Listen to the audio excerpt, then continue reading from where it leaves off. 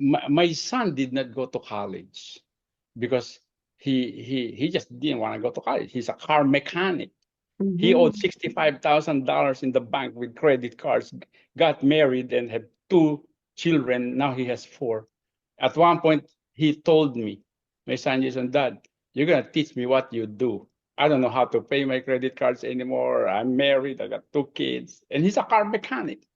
I said, okay, listen, you read the book first, the Think and Grow Rich and the uh, Rich Dad, Poor Dad, to change the mindset. He is now a dustry.